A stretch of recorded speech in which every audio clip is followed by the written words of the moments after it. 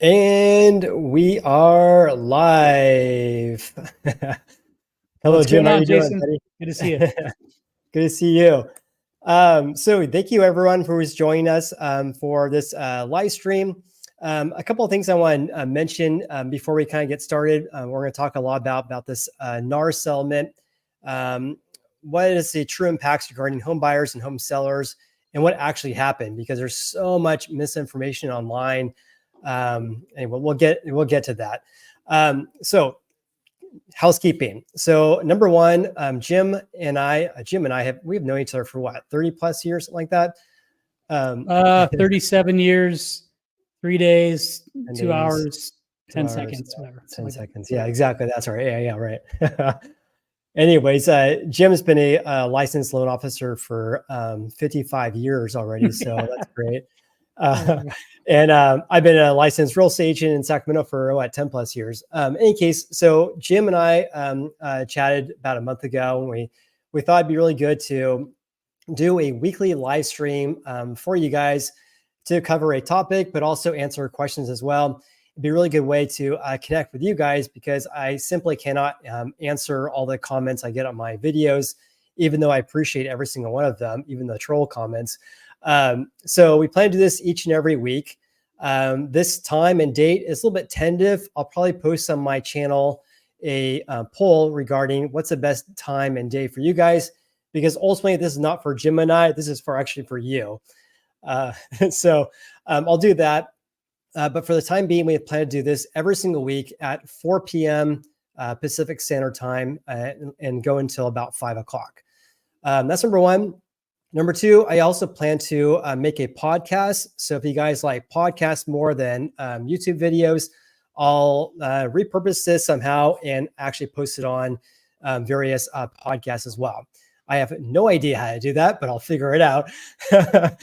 And number three, again, I want to talk about, or Jim and I want to talk about what happened regarding this $418 million settlement, that is proposed settlement, how this will impact sellers and buyers, and what happened. So in any case, let's go ahead and dive right in. Jim. Yes, sir. Good to see you, buddy. And by the way, too, if you guys are watching this live stream, if you guys have any questions, just put in caps question and then post your question. We'll get a lot of comments and we'll try to answer everyone's question, because this is a really complex topic. There's a lot of nuances, and time will tell regarding what will actually happen. So Jim's in the Santa Cruz market, in just south of an hour south of San Francisco. And I'm in the Sacramento market. I just went on to our local MLS, our multiple listing service, in which realtors post houses for sale. And I can see that field regarding what is the commission being offered to the buyer's agent's broker. That field is still on my MLS. And I can see that I looked at like 500 listings in the Sacramento County area. Most of them are offering 2.5%. There's no standard rate, but most are offering 2.5%. So not a whole lot of changes regarding that. So maybe first, Jim, we can kind of talk about what this settlement means potentially, or I guess I should say, like, what is NAR proposing to do, and when will this take place if it actually gets approved? Absolutely. So yeah, I guess number one is like the liability. So liabilities of, like, it basically releases liability of NAR and also various MLSs and local associations as well, and agents. But there's not everyone's covered. That doesn't really impact buyers and sellers so much. But what really does, though, is the two main things. And that is sellers or sellers agents, listing agents, will no longer be able to write in the MLS what is the buyer's commission. That is a common field, at least in my area. I can see that, and I can look at every single listing and see what the seller is willing to pay the buyer's agent. So starting in mid-July approximately, if this actually gets approved, then that field on the MLS on a national level will be gone. So I won't be able, no agents will be able to see on the MLS what the commission is being offered. That does not mean the seller can't offer a commission to the buyer's agent, though, there just simply cannot be a field on the MLS. That's the main one. Number two is that when a buyer is working with a buyer's agent, prior to viewing any houses, you have to sign what's called a buyer representation agreement or a buyer broker agreement. And that agreement basically stipulates a lot of things, but one of the things is the commission structure for the buyer's agent. So on that form, which every single buyer nationwide, if this actually gets approved, will have to sign with their buyer's agent, which stipulates the commission being paid to the buyer's agent. So for example, we'll say, if you're going to work for me, I want to get 2.5% based on the sales price, or 3%, or a fixed dollar amount, whatever it is. And the buyer's agent and the home buyer will have to sign that agreement. And so I really want to bring this attention to your guys, because we talked about this, Jim. I think there's going to be some scenarios in which buyers are going to be asked to sign some sort of document that's going to be this buyer rep agreement, and not really reading the agreement, and also not really understanding the ramifications of signing such agreement as well. I don't know. Do you want to talk about that at all? I've been talking a lot here. Yeah, sure. Absolutely. Thanks for having me on. We already have some great questions, by the way, in the comments and chat. So thank you guys for being okay. Well, part of this. We'll definitely get to questions here in a little bit. Absolutely. Thank you guys. And Kevin, thanks for being here from Florida. Hopefully you're having a beverage, because it is 5 o'clock somewhere. Anyways, so on our side with NAR's biggest concern with the Department of Justice, their focus is to remove steering. That's the biggest concern from a regulatory perspective. The government and NAR have pretty much come to the conclusion that the removal of steering takes place when you come July 1st, that the offer of compensation will no longer be a field on the MLS, or multiple listing service websites and closed marketplaces. Confession for me, number one, is I have never paid 6% for any transaction that I've either bought or sold a home. Everything has been completely unique and different depending on the circumstances of me being a seller or a buyer and the dynamics of a property. I'm very fortunate that every time I had representation, because there are dynamics. We all live in unique places. Every home is not the same. If every home was the exact same home, I do believe this could fundamentally change a lot of the ways we look at paying for compensation. But I truly believe a buyer should have representation, a seller should have representation. And without those representations, you're going to have basically unrepresented parties or a dual agency. Dual agency basically will put the exposure all on one party to act as a fiduciary. So my big concern is everyone needs representation. There's no way one person can be both fiduciaries for both parties. So be aware that, I think you're going to hear this a lot, that buyer broker agreement that gets sent to buyers will be negotiable along with the commissions paid by the seller. I think in certain circumstances, a realtor might actually ironically get paid more for their service than less. For example, we brought up last time, Jason, if you have a property with a septic system, maybe a private road, maybe weird easements, maybe some weird things, there may be more need for time and energy put forth by those agents to get inspections, to make sure they have a negotiation plan around all those concerns you have as a seller. In the same regard, if you're buying a unique property, buyer representation is very important to protect you for anything that may not be disclosed by the seller. And on average, I heard recently that about 70 to 90 hours goes into a purchase transaction from a realtor on the buyer side. So 70 to 90 hours. That's from reading hundreds of pages of disclosures for each property they go look at. They may be doing that homework behind the scenes before they talk to their buyers or their client. And also they may have gone to see 5 to 7 homes before they find the right property. So an agent, a good agent, I should say, not all agents, but a good agent is really doing a lot more homework behind the scenes than people realize. And those same amount of hours, if you were to put it over to a real estate attorney's perspective, would be substantially more than if you were to hire a realtor that you trust and does a great job in the community you're in. So it just depends. Each property is unique. Each property is specific. Each scenario and negotiation is different. And I think the great agents will continue to do well and get paid for their value versus being paid the same as someone who may be picking up a lead from an online website. I won't mention any of their names, but there's not a lot of value there by order taking. It frustrates me a lot when someone picks up a client and believes that after 5 minutes, they have a relationship with this client and think that they should be compensated. So I just have a hard time with that. But anyways, I believe great agents will continue to be successful and get paid the value that they are worth. Yeah, I agree with you 100%. And just looking at like 500 plus listings that are, houses actually for sale in my area, which is Sacramento again, there was like, I think I looked at 498. There's only 3 that were not offering a commission to the buyer's agent. Most of them are ranging in the range of 2 to 3%. So I think that it's important to note that buyers, like I watched a video, I was like just cringing.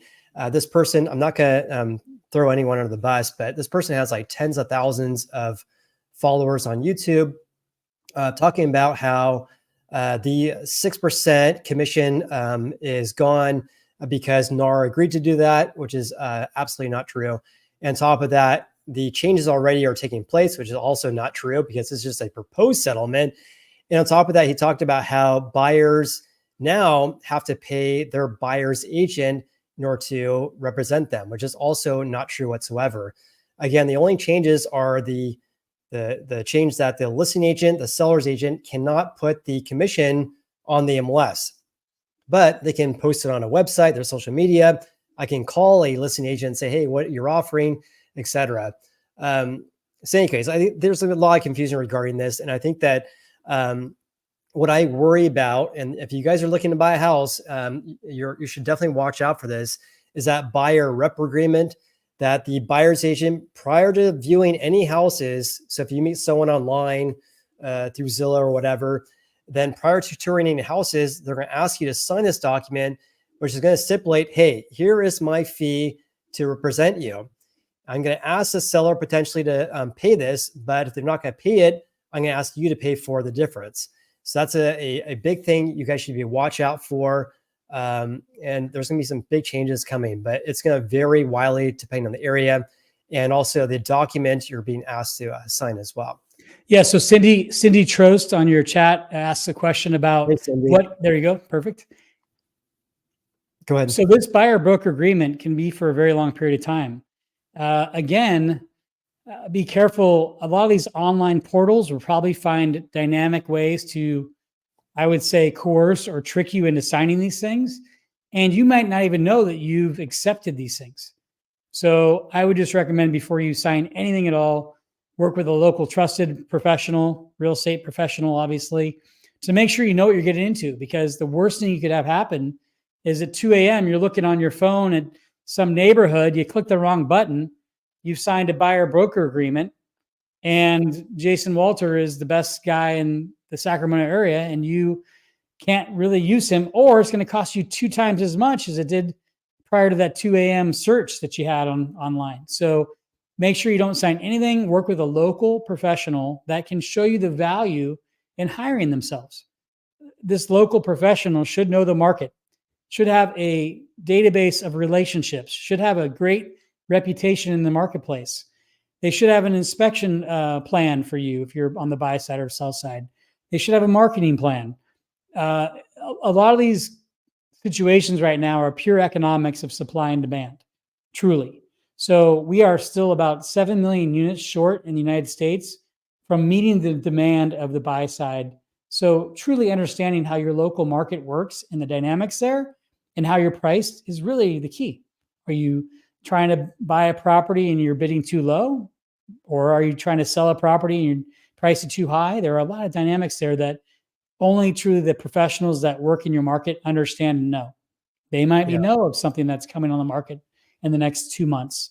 They may have other potential clients looking to buy your property. You never know. So just before you sign anything, make sure you get the right representation, And again, I've never paid 6% in anything I've done in real estate. So real estate commissions are negotiable. The price of buying a home is negotiable.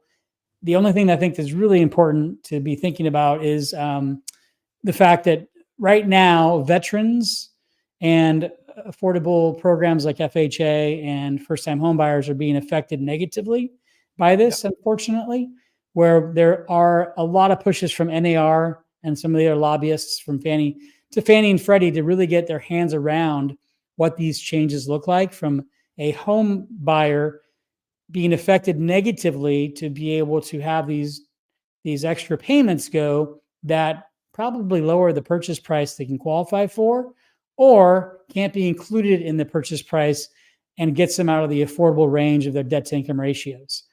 It is an election year. No one in politics likes to mess with their constituents or any type of voters.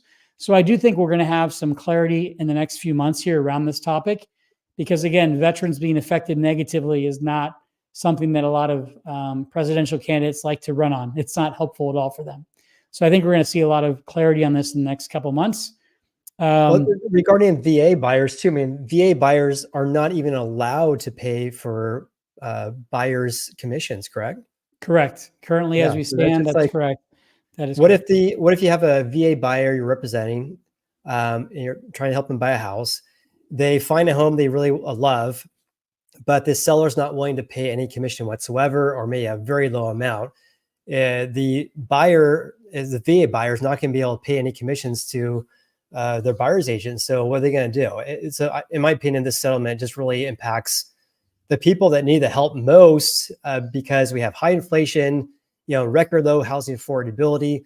All these people have, low down payment, or not enough funds for a hefty down payment. So they're a VA buyer or a FHA buyer, putting 3.5% down. They'll likely won't have funds to pay a buyer's agent to 2.5%, whatever it is. And so they're not only being knocked due to elevated rates, but also high home prices, and now potentially being in a scenario that they're not being able, or not going to have the funds available to pay for their own representation, which is sad but true. Going back to Cindy's comment or question. So any home buyer looking to buy a home right now, there's going to be on that buyer rep agreement saying that what is the compensation that the buyer's agent is asking for. And Jim actually shared one with us. This is actually in the Northeast. It says buyer acknowledges there's no standard compensation rules. The compensation for buyers, brokers, firm service, in other words, the buyer's agent fee, shall be, it says X percent of purchase price or a set dollar amount.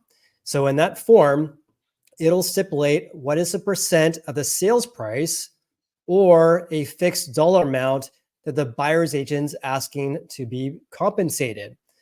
That's not the full story though, right? So that is number one. You want to see if that is 6%, 3.5%, some ridiculous number. You want to make sure you're aware of that. And then number two, it'll likely say, how will the buyer's agent be compensated? It'll probably say something like the sellers, they'll ask the seller to pay for it. If the seller's not willing to pay for it, or they're willing to pay for a lower dollar amount, let's just say you're asking for 2.5%, but the seller is only offering 1%. In that contract, it'll probably state that, hey, you, the buyer, if you find a property you're interested in, and they're offering a less than this commission I'm asking for, 2.5%, then I'm going to ask you to pay the difference. And this is a signed, legal contract you're going to sign. So knowing what the compensation is, and also how will the buyer's agent be paid, and also potentially how much will you be on the hook for if the seller is not willing to pay for that commission that the buyer's agent is asking for. So it's super important. Thanks for your question. And there's another good question on here. Sorry, just getting back to the questions here. No problem. Yeah. Do you want to grab another question on there? Specifically around how do you see subscriber? How do you see? Can you go to TikTok? How do you see this affecting any off-market offers?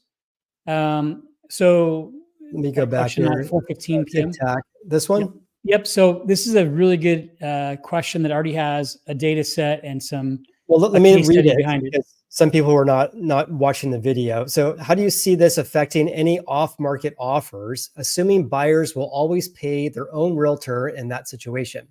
Not sure what the standard is for that anyway. Take it away, Jim.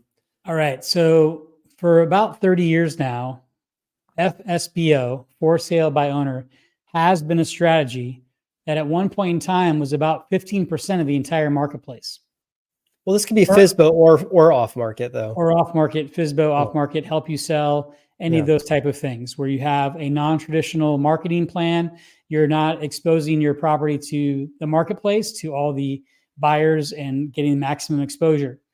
Now that representation as of today is down to about 5 to 7%. So that trend has gone down.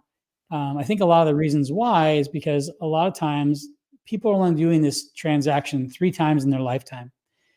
It is very stressful to learn all the different dynamics. It is definitely sometimes best to let your expert hired help get you over the finish line. I think you're going to see, again, like Jason mentioned earlier, out of 500 homes in the active MLS in Sacramento, only 3 of them, you said, Jason, had this other kind of off-market, no compensation offering. Yeah, I didn't look at every home that was for sale. I think our local MLS only allows you to look at like 1,000. So I kind of limited it down to 500, just looking at just like really quickly before we went live here. Yeah, only out of the 500, only 3, it was a flat 0, like the buyers or the seller not willing to pay any commission whatsoever.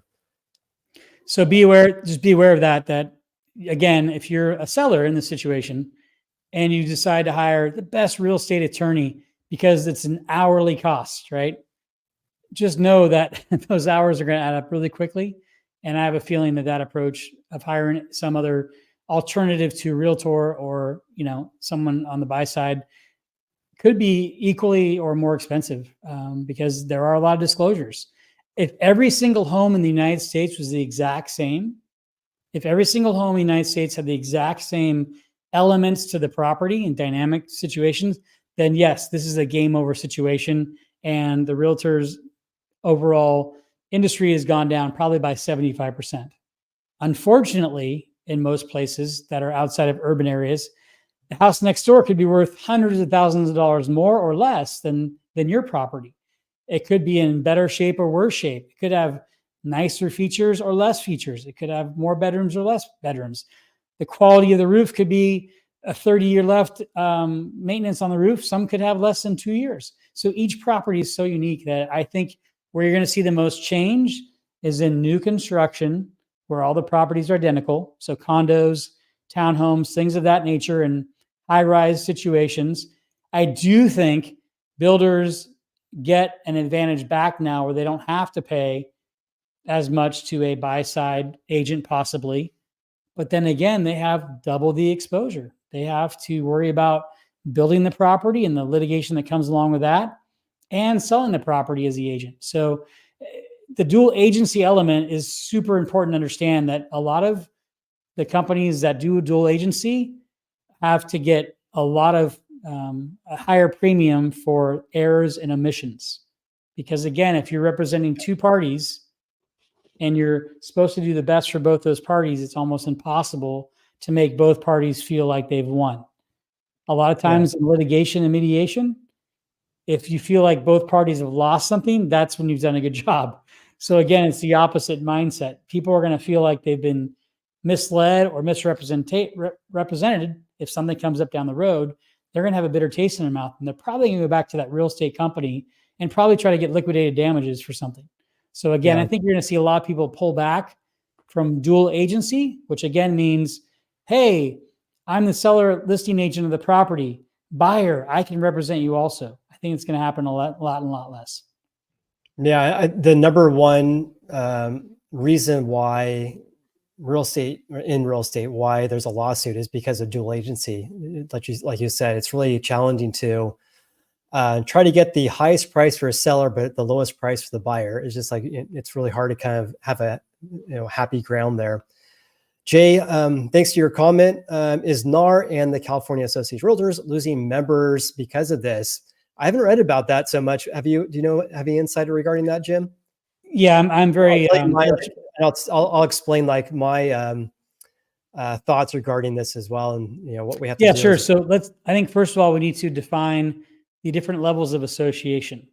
So we live in California, for example. You have local associations, which are normally via county level. So Santa Cruz County Association of Realtors or Monterey County Association of Realtors, Sacramento.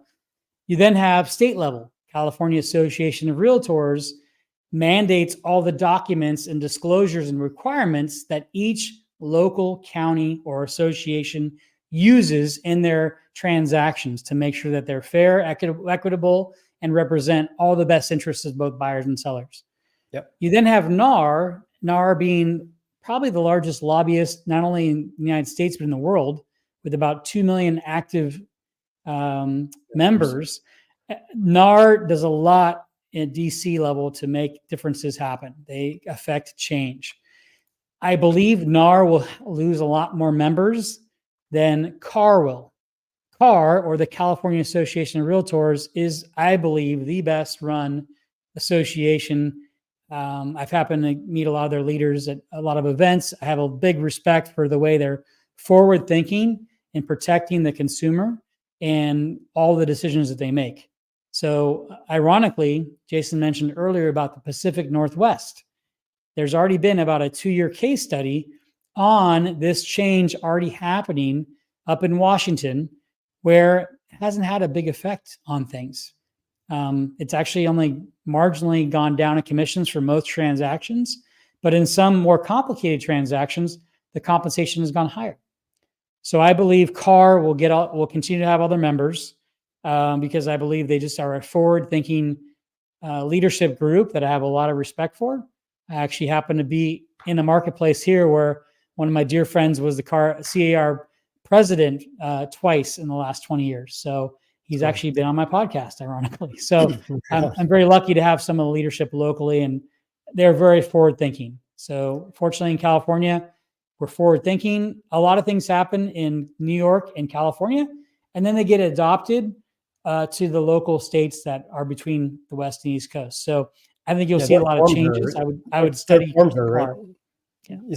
forms are really, really good. I mean, they're if you are buying a house or listing a home for sale using a realtor, of course, then everyone uses the California Association of Realtors forms for sales of 1 to 4 units, and they're just like really great forms. My only gripe regarding that is that on the real estate salesperson side of it, if I want access to those CAR forms, which again everyone uses for writing offers, disclosures, etc., and listing agreements, then I also have to be a member of my local association and the National Association of Realtors. I don't know any profession in which they have to be a member of 3 different associations. So just kind of, it's very expensive to be a real estate agent, accounting for that, and also the marketing side and everything. But I don't understand why I have to be a member of 3 different associations. But anyway. Can we talk a little about some facts too? The average real estate agent in the United States makes less than $50,000 a year. Yeah. So pretty crazy to think about. The person representing you may not in certain parts of the country even be making minimum wage. So it's kind of a crazy phenomenon. Another thing to be aware of and think about really is what are you paying for when you're selling your property? What are you paying for? Is it a great marketing plan?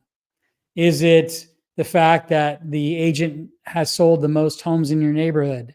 Is it the fact that maybe your agent had a great strategy that was different than others? I don't know the situation, or maybe it's your brother or sister. I don't know, but you have to think about these things now more deeply. And I like that about these changes. These are all welcome changes in my perspective. Create value, make sure that you understand the value as a consumer, and then pay for the value you get. It's that easy. If an agent can't provide value to you, then they're not really going to be in business very long. I think you're going to see a big push towards the best agents in each marketplace that offer the best value and have the most products and services that they can offer also. I think you're going to see a lot of products get combined together. I wouldn't be surprised if you see a lot of real estate and lending products get combined together. You get a discount on one if you use the other one. Things of that nature where you're getting more value. I don't like the word discount, but I'd say adding more value. Yeah, maybe we can talk more about that because we were talking about that the other day. Because I moved over to Revest month or two ago, and I was at my previous broker for 7 years. I realized the opportunity that Jim was offering. You're the CEO of the company, and so yeah, maybe you can kind of talk about like the kind of changes you're going to be offering to our clients, and I think that's a good segue. Kind of talk about that too. Sure, absolutely. So again, this is not a plug for us necessarily, but it's really not at all. For consumers to understand that they should be looking more at value that's created by working with their real estate team. It could be defined as your lender and your title company. It could be defined as your insurance and your real estate. It could be defined as your real estate and lending team.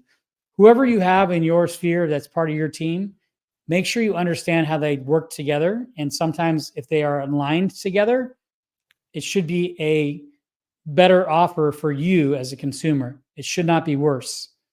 A lot of times in the past 20 years, real estate companies and lending companies have teamed up together and formed what's called MSAs, marketing service agreements, or where they basically or set up a joint venture where unfortunately 1 + 1 = 3. 3 meaning that you're getting a higher charge as a consumer versus getting a better offer. So I think you're going to see a lot of companies come out with real estate and lending options, smaller, nimble companies that can make those changes, that have the licensing for both and have the compliance for both. I think that's going to be a big local opportunity for you, wherever you live throughout the country, to work with those types of teams, because you should be getting more benefit or more value from companies that are forward thinking, realizing that they want to capture a household and have what's called a homeowner under management or a household under management. Our goal, I believe, in our job as trusted advisors is to dive deeper into helping out with more things when we're needed. And I think the natural progression of that is more service lines and products with people that are experts, not just generalists. So that's why I'm excited to have what we have here. But again, there are many examples of this throughout the country. Yeah, for sure. I mean, I think being a smaller company, you definitely can enact changes faster and avoid red tape, and then offer more benefits to our clients too. 100%. All right, Stephen, thanks for watching. Excellent video. Appreciate you. So Jay says, Australia's real estate market functions like this. The seller has an agent, but the seller represents themselves. Interesting. Yeah, I got a comment the other day, or maybe it was today, where the worldwide average real estate commission is 1%. But the US is kind of an anomaly because there's many countries in which there's only one agent. And that's why the average commission worldwide is so much less than we have here in the US. And I think it's a good thing to have a seller's agent and a buyer's agent, because when you have one agent who's representing both parties, for example, as we kind of talked about, it just opens up litigation down the road. And I think that one of the individuals or people, a group of people who are going to be really impacted positively from this potentially, if we get a lot more of buyers going directly to the seller's agent, we're going to see more lawsuits down the road as well, unfortunately. Steve-O, longtime subscriber. He's like always number one in my videos, like always posts the number one comment, first comment. I like it, buddy. That's good. Yeah. Yeah. If you want to see how fast money can leave your wallet, hire an attorney. Oh my gosh. Yeah. Exactly. Right? Exactly right. So again, you have to evaluate your situation. So. For sure. Johnny Fly. I met Johnny with them when Travis was in town. Johnny, how you doing, buddy? Why is now the best time to buy in history? Johnny's always trolling the comments. Man. He's so funny. Yeah. So I won't answer that. He's just trolling. All right. Let's see if anyone else has any other questions. Yeah, if you guys have any questions, just put question in caps, and then Jim and I will be happy to answer anyone, because this settlement from NAR just creates a whole lot of misinformation online, and it's really hard to kind of figure out what the heck is going on here. But fortunately, Jim and I have done some research here and can give you our honest opinion about the impacts regarding everyone here. Yeah, anyone have any questions? We'll happy to dive in. Let me see what here is. I got a NAR class action suit notice, and oh, interesting. I did not sell a house. Interesting. Yeah, new girl. I think that might be some type of phishing scam. You're okay. Yeah, probably. By the way, the average person's reward for this settlement they're going to get is less than a few $100. I'm really curious, like 418 million, how much is the real estate, not the real estate agent, yeah, the attorney, how much are they? About half goes to the attorney, and then divide the rest by the number of people affected by this across country. So just know that you're going to see a lot of misinformation. It won't change. People will use misinformation as opportunities. I think that right now is a good time to buy. I know that we always joke about that, but there should be a rate trend for the lower. But what's happened in our market here and some price points has been a stall out. Consumers want to wait to see what happens July 1st. They don't know what's going to happen. So we've actually seen some categories, first-time home buyer markets, really stall out because rates have not come down as much as they were supposed to. And also just these unknown factors. Hey, maybe I don't have to pay for something. Is there pressure for me to buy something right now? Not really. I can wait a little longer. So you're starting to see a little bit of a stall out in certain markets. Gosh, I mean, remember when it was all over the news late last year, how the Fed was going to pivot in March and we're going to see like 5.5% rates. And it's like, well, that didn't happen, not even close. Right. So it's all data dependent, what the Fed's going to be doing. No one really knows what's going to happen. But what has been happening for quite some time. I mean, how long have we been over 6% rates, Jim? Like for a year? It's been almost about 2 years now. Roughly. I mean, we just kept doing it was kind of like a ladder up, unfortunately. Again, what's happening with the Fed is they are trying to be neutral during election years. They try to be neutral because the Fed is not really elected by a president. They have a term longer than any presidency. Therefore, they can't be influenced by a president. What you're seeing right now is the fact that they want to project that rates are going lower to create confidence in the marketplace and let people know that we're trying to have a soft landing on inflation. What keeps happening is every other report comes back with higher than expected inflation numbers. So if the Fed was to lower the rate too fast, think about people on fixed income or elderly people or people that don't have a lot of disposable income. They would be pushed out of their living means and wages, and that would not be good. The price of milk would go from $7 to $12. That would push people out of being able to afford their house and their living situation. So it's a delicate balance. And Wall Street takes the forecasts and sentiment of the Fed, and you'll see the markets change and the stocks and other indexes with that news or data that comes out. So those numbers that normally come out once or twice a month. Sometimes weekly. And again, there are big numbers and small numbers. So Jason and I will start sharing these numbers more real time with you now that we have kind of two people helping out with a lot more resource and just Jason doing so much research behind the scenes. So.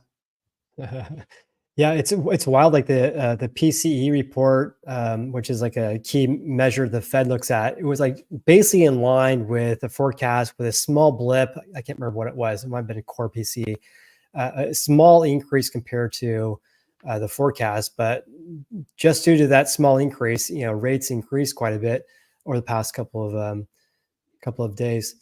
JK, question: is there a way for the buyer to add their agent's commission to their mortgage? Jimbo, what do you think?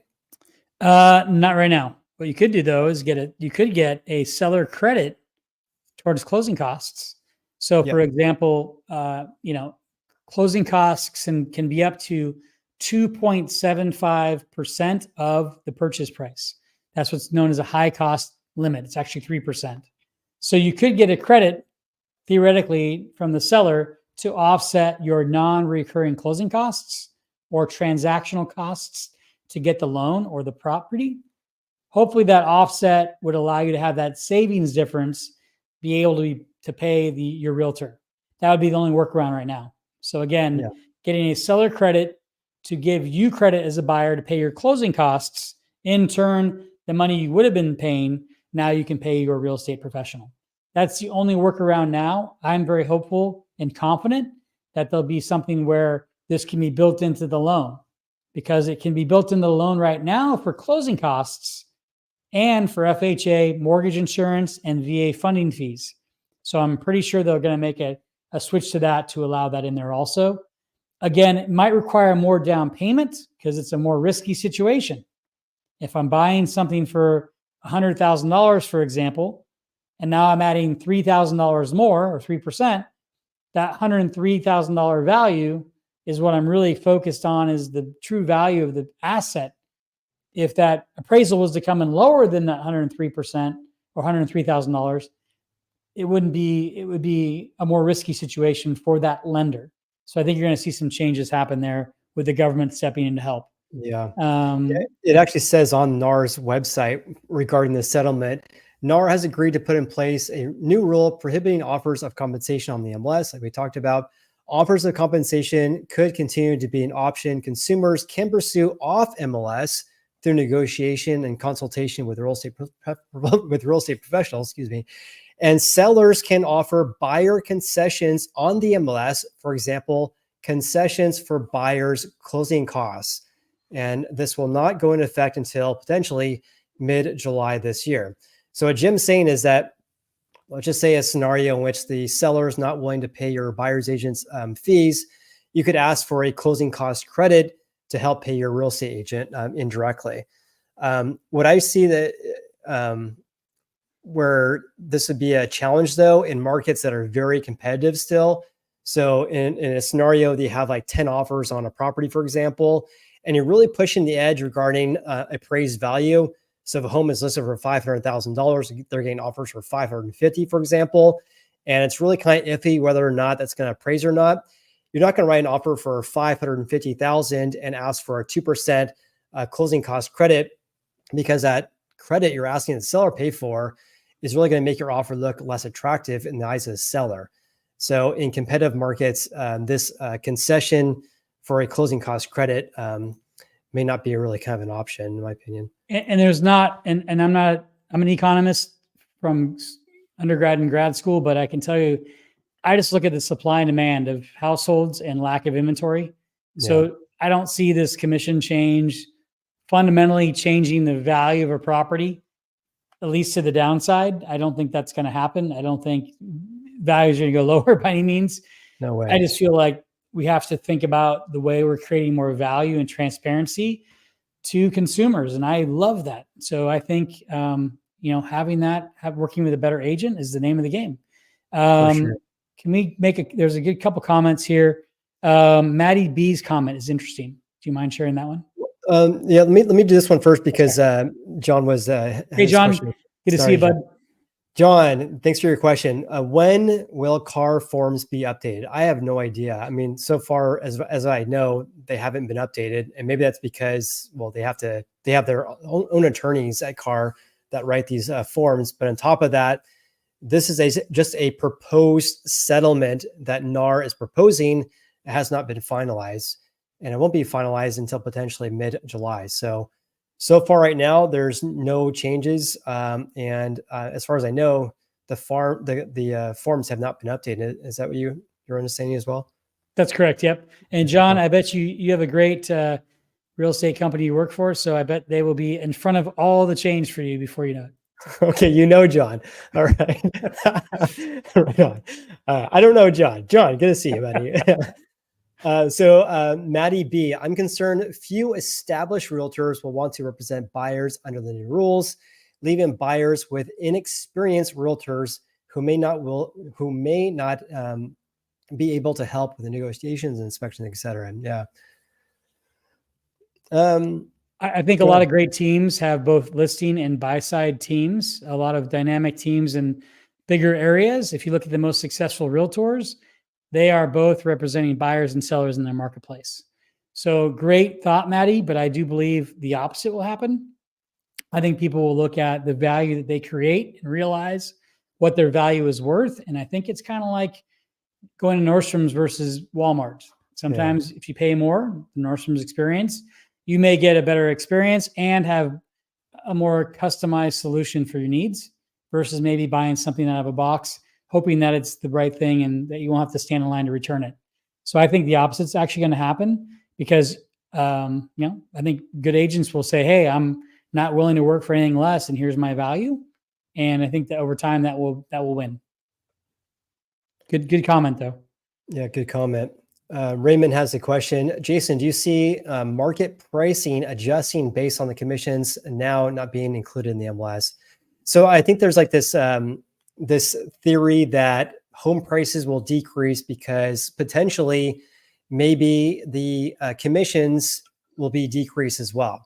And in my opinion, it's not true. And that's because houses sell for the price that they're selling due to the balance between supply and demand, what a buyer's willing to pay for a home.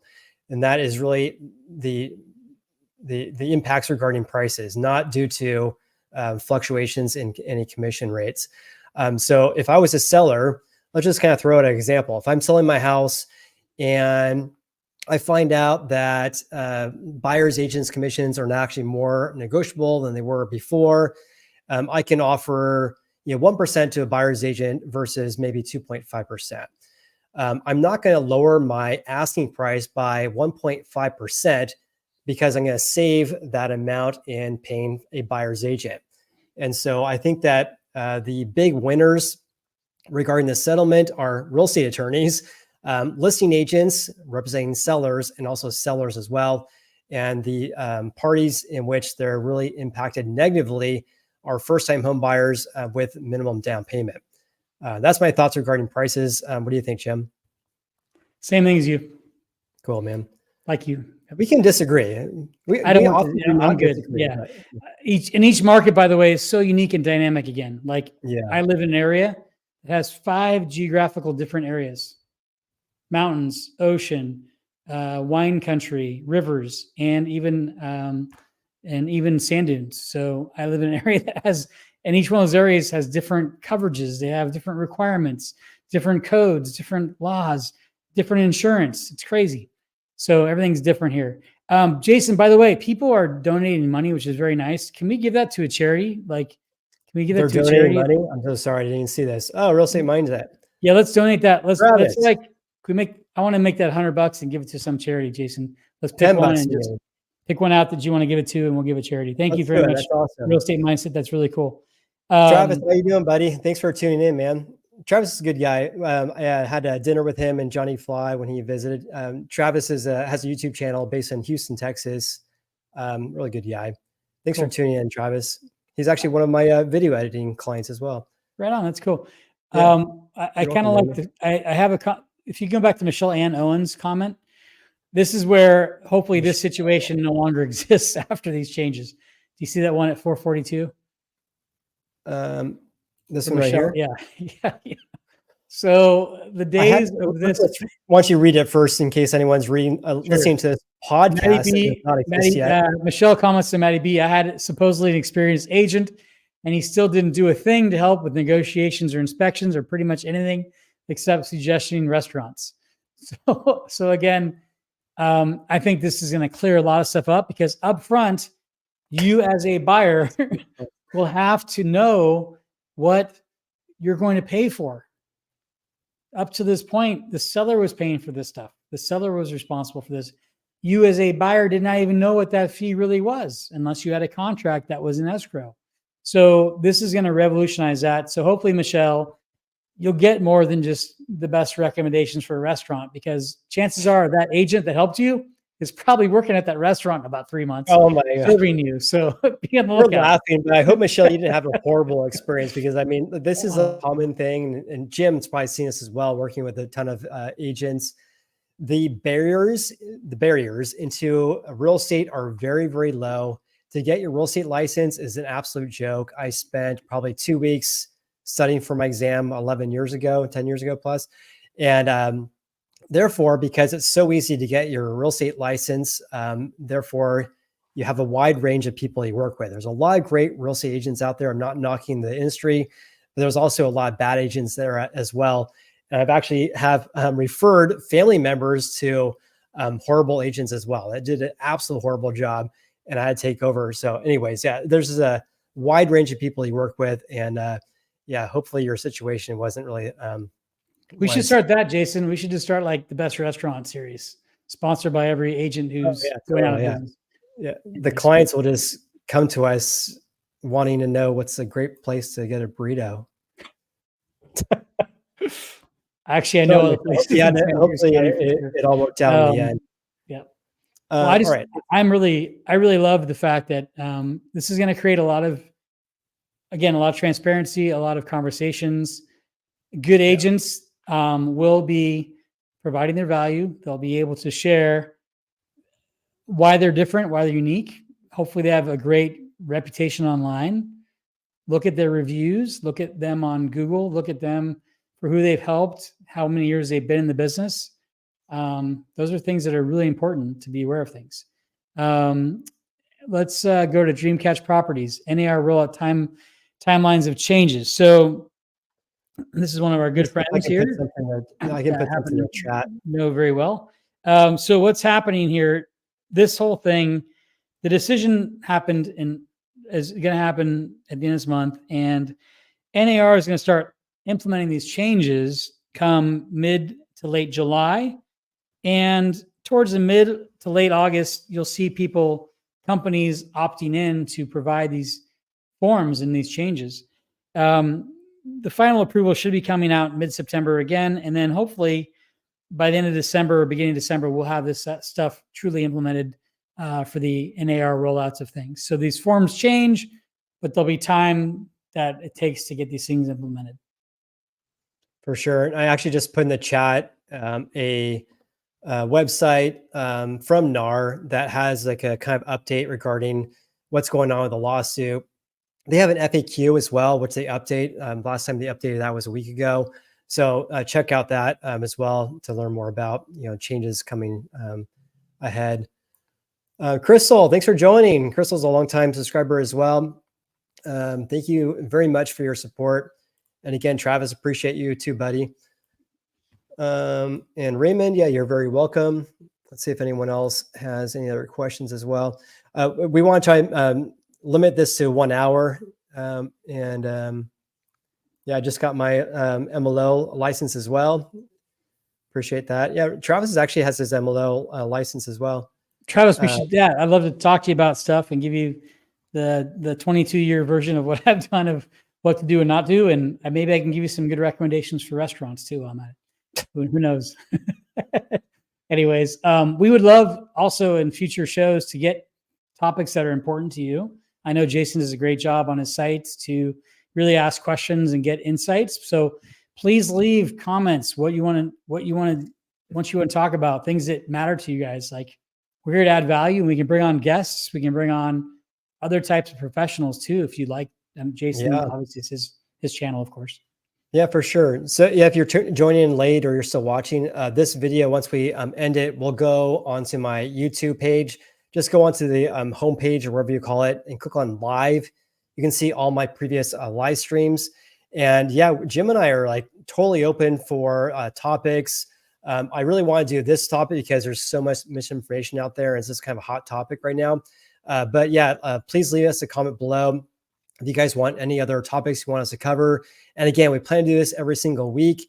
And again, I'll post a poll on my channel as well regarding what is the best time and day for you guys regarding this in the future here. Raymond, Travis and Jason doing a live. Yeah, maybe Travis Spencer and I maybe do a live real estate mindset. We have been talking about doing a collab, and so I need to get back to Travis regarding that. We'll definitely do that. Cindy Toast or Trost. Jason, do you have a website for your video editing service? I don't have a website. I rarely mention it. I just have a link or actually I just have my email address. So if you're interested in getting videos edited, I do not edit the videos myself. Instead, I have my editor who's been with me since late 2019. I think I edited the first 10 or 5 videos on my channel. It took me like 3 or 4 hours per video. I was like, what the heck am I doing? Trying to figure this all out. Never edited a video in my entire life. Anyways, he's edited over 1,000 videos for me, and he's the main editor for my video editing business. So if you're interested in getting videos edited, or anyone else who's watching today's video, just email me at info@meetjasonwalter.com. And I have a link, or I should say I have my email address in all my video descriptions as well. Thank you for your question. If we'll wrap this up, unless anyone else has any other questions as well.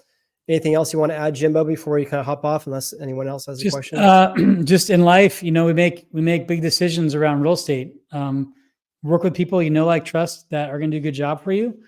Hopefully they've gone through the same experience in their lives so that they can guide you with extra things that they may have learned about, and know that this will change things. It's also something that will help everyone out. It's going to be a better thing for all of us. So if you're a realtor, a lender, or some other trusted professional in the real estate environment, just know if you're great at what you do, you're going to be that much more successful in the future. And I look forward to continuing to learn and grow and evolve. And that's life, right? We all have to adapt to change, and this change is better for the consumer. So anyways, thanks for having me on, and look forward to our next show. So. Absolutely. This is a lot of fun. And this is kind of like a long time coming. We've been friends since middle school. It's just so cool to do collaborations on YouTube. I mean, who ever thought when we were 12 years old, we were doing this? YouTube didn't exist. It's pretty wild. Yeah. All right. Thanks, Jim. Appreciate you. And then, I just posted this, which is actually in my video description below. So you guys can check a look at that. There's a lot of information on NAR's website regarding this settlement. They have an FAQ, a lot of information there as well. So hope this video was helpful. If you guys got any value out of this video whatsoever, then please hit the like button. I appreciate that. Of course, I appreciate you. And also consider subscribing as well. Check out Jim's YouTube page as well, which is Meet Jim Black, or at Meet Jam Jim Black. Jim, you should say it. What's the name of your YouTube channel? My YouTube channel is just Meet Jim Black. Also, Know Before You Owe is my podcast with Jim Black. Know before you owe, right? Simple as that. Make good decisions from other things before you owe. So. Perfect. Awesome. All right, Jimmy. Thank you very much, buddy. And everyone have an awesome night. We'll see you on the next one. Take care. Take care.